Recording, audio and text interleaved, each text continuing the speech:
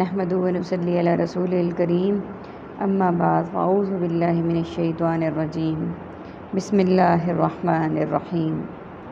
سورۃ الانعام کی آیت نمبر 93 سے آج کے سبق کا آغاز کریں گے۔ رب اشرح لی صدری ویسر لی امری واحلل عقدۃ من لسانی یفقہوا قولی رب زدنی علما رب زدنی علما رب زدنی علما۔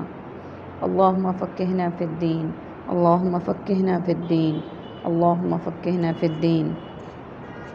اعوذ باللہ السمیع العلیم من الشیطان الرجیم من حمزہ ونفخہ ونفثہ۔ ومن اور کون اظلم بڑا ظالم ہو سکتا ہے، ممن اس سے جو افطرا باندھ لے علی اللہ اللہ پر کذباً جھوٹ، او قالا یا کہے اوحی وحی کی گئی ہے الیہ میری طرف، ولم حالانکہ نہیں یوحا وحی کی گئی الیہ اس کی طرف شیئن کچھ بھی۔ ومن اور جو قالا کہے سأنزل ان قریب میں اتاروں گا، مثلا اس کی مثال ما انزل جو اتارا ہے اللہ اللہ نے، ولو اور کاش ترا تم دیکھو اذ الظالمون جب سب ظالم فی غمرات الموت سختیوں میں مبتلا ہوتے ہیں، الموتی موت کے،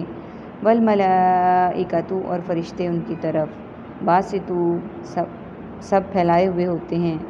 ایدیہم اپنے ہاتھ کے، اخرجو تم سب نکالو،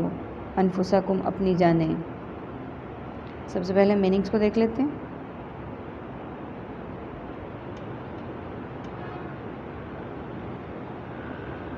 اظلم الظالمون ظلم ظالم مظلوم اور مظالم کے لیے بولا جاتا ہے۔ افطرا پردازی مفتری، اوہیا یوہا وحی الہی اور وحی کا نزول، الیہ مکتوب الیہ ادائی الی الخیر، ترا رویت حلال کمیٹی، مرئی وغیرہ، الملائکۃ ملائکہ ملک الموت، باسطو بست و کشاد بساط کے مطابق بسیط، ایدیہم ید بیضا ید طولہ اور رفع یدین کے لیے بولتے ہیں۔ اخرجو خارج خروج اور اخراج کے لیے استعمال ہوتا ہے۔ اس آیت میں جو آپ کے سامنے موجود ہے عربک کا ورڈ صرف ایک ہے، غمراتی سختیوں کو۔ اللہ سبحانہ وتعالیٰ آیت نمبر 93 میں یہ فرماتے ہیں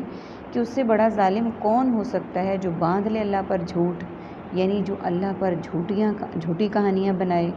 اور یہ بھی ساتھ کہے کہ یہ میرے پر اللہ کی طرف سے وحی ہوئی ہے، اللہ نے مجھے یہ میرے پہ وحی نازل کی ہے، حالانکہ وہ وحی نہیں کی جاتی۔ اب اس سے ہمیں پتہ چلتا ہے کہ یہ کتنا بڑا گناہ ہے کہ ایسی بات کو اللہ سبحانہ وتعالیٰ کی طرف منسوب کر دینا جو کہ اللہ سبحانہ وتعالیٰ نے کہی نہیں، اور پھر اپنے آپ کو اتنا بڑا عہدہ اور اتنے بڑے اعزاز سے نوازنا کہ اللہ نے مجھ پر وحی کی ہے۔ یہ اللہ سبحانہ وتعالیٰ نے جو وحی کی تھی وہ اللہ تعالیٰ کے خاص پیغمبر تھے، بندے تھے اللہ تعالیٰ کے نیک۔ ہم گناہ گار کہاں اس کیٹیگری میں؟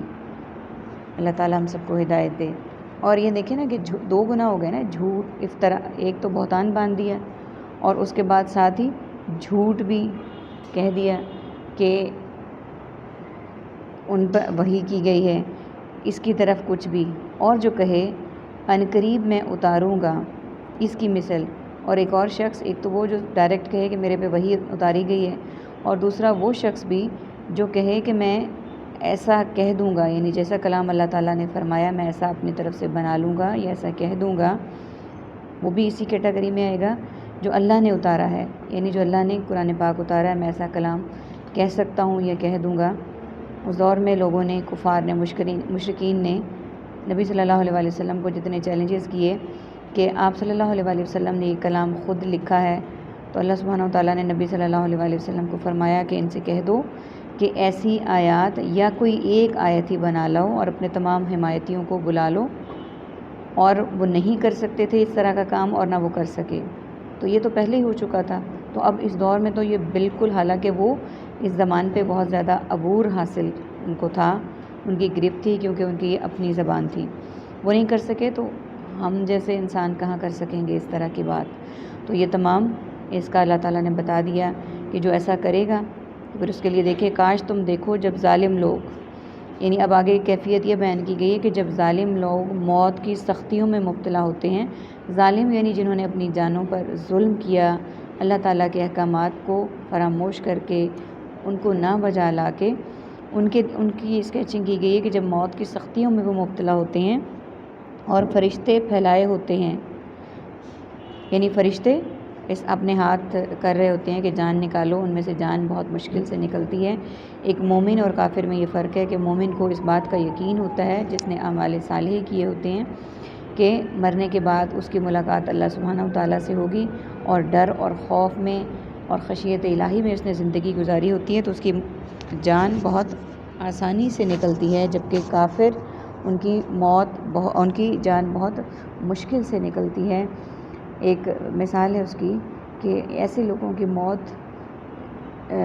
نکالتے ہوئے جب فرشتے مار بھی رہے ہوتے ہیں انہیں اور زور بھی لگا رہے ہوتے ہیں کہ جان نکالو، اور وہ نہیں نکل رہی ہوتی، تو ان کی مثال ایسی ہے جیسے کوئی جھاڑی ہو، کانٹے دار جھاڑی ہو، اور اس پر کپڑا مل کر ڈال دیا جائے اور پھر اسے کھینچا جائے تو اس کپڑے کا کچھ بھی نہیں بچے گا۔ یہی کیفیت اس وقت ان لوگوں کی ہوتی ہے۔ اللہ تعالیٰ ہمیں اس کیفیت سے محفوظ رکھے، ہم سب پر رحم کرے اور ہمیں خاص مومنین میں داخل کرے کہ ہماری جان نکلتے ہوئے ہمیں پتہ نہ چلے۔ آمین ثم آمین۔ اور ہمیں اس کی اللہ تعالیٰ تیاری کرنے کی توفیق عطا فرمائے۔ ان کی طرف کہ اپنا ہاتھ کے نکالو اپنی جانیں، پوری اسکیچنگ کی گئی اس آیت میں۔ اللہ سبحانہ وتعالیٰ ہمیں سختی سے بچائے۔ مومن کی جان اللہ تعالیٰ ایسے نکالتے ہیں جیسے آٹے میں سے بال آرام سے نکل جاتا ہے۔ اللہ تعالیٰ ہمیں بھی ان لوگوں میں شامل کر دیں جن کی جان اتنی آسانی سے اور اتنے آرام سے نکلے۔ آمین ثم آمین۔